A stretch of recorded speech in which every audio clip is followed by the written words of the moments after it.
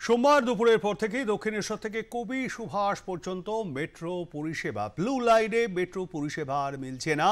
তার কারণ পিলারে ফাটল, আর যে কারণে দক্ষিণেশ্বর থেকে শুরু করে শহীদ ক্ষুদিরাম পর্যন্ত চলছে এই মেট্রো পরিষেবা। কবে স্বাভাবিক এবং আদৌ সেখানে ইঞ্জিনিয়াররা পৌঁছলেন কিনা, কতদিন সময় লাগবে এটি সারাই করতে, কি ধরনের ক্ষতি হয়েছে, কেন ক্ষতি হলো, এর পেছনে কি ইঁদুর আর ছুঁচোর কোল, নাকি এর পেছনে বৃষ্টি, আমরা এই সমস্ত বিষয় জেনে নেবার চেষ্টা করবো। আমাদের সঙ্গে রয়েছেন আমাদের প্রতিনিধি রেক পুরকায়স্থ।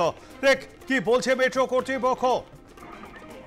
যেটা জানতে পারা যাচ্ছে যে গতকাল সন্ধ্যেবেলায় এই ফাটল দেখতে পাওয়া যায়, মেট্রো স্টেশনের 4টি পিলারে ফাটল ধরেছে এবং তারপর কবি সুভাষ যে মেট্রো স্টেশন তার পিছনেই কিন্তু যে মেট্রো যেখানে কাজ হয় বা সারাই চলে বা মেট্রোর কোনো সমস্যা হলে যে দেখা হয় কার্পেট বলা যায়, সেটা কিন্তু রয়েছে। ফলে শহীদ ক্ষুদিরাম অব্দি মেট্রো চলাচল স্বাভাবিক থাকলেও পরবর্তী স্টেশন কবি সুভাষে কিন্তু মেট্রো আসতে পারছে না, ফলে মেট্রো কার্পেটেও ঢুকতে পারছে না।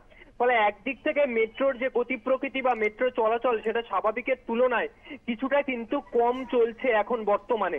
এবং অপর দিক থেকে দেখলে যে একদিকে নিউ গড়িয়া সেই জায়গা থেকে কবি সুভাষ মেট্রো স্টেশন, সেখান থেকে যে নিত্যযাত্রীরা আসছে তাদেরকে কিন্তু আরো 2 কিলোমিটার আসতে হচ্ছে শহীদ ক্ষুদিরাম মেট্রো স্টেশন পর্যন্ত, এসে সেখান থেকে মেট্রো ধরতে হচ্ছে। অর্থাৎ নিত্যযাত্রীদের মধ্যেও একটা যে ভোগান্তির শিকার কিন্তু তারা হচ্ছে। এবং কবে স্বাভাবিক হবে মেট্রো চলাচল নিউ গড়িয়া পর্যন্ত বা কবি সুভাষ পর্যন্ত, কবে মেট্রো চলাচল স্বাভাবিক হবে সেটা কিন্তু এখনো পর্যন্ত অজানা। তবে আজ সকাল থেকেই শহীদ ক্ষুদিরাম থেকে দমদম বা দক্ষিণেশ্বর পর্যন্ত মেট্রো চলাচল স্বাভাবিক রয়েছে। কবি সুভাষে কিন্তু মেট্রো যাচ্ছে না, শহীদ ক্ষুদিরাম থেকেই চলছে একেবারে দক্ষিণেশ্বর পর্যন্ত। ধন্যবাদ আমাদের সঙ্গে থাকবার জন্য। রেক, কথা বলছিলাম আমাদের প্রতিনিধি রিক পুরকায়স্থর সঙ্গে।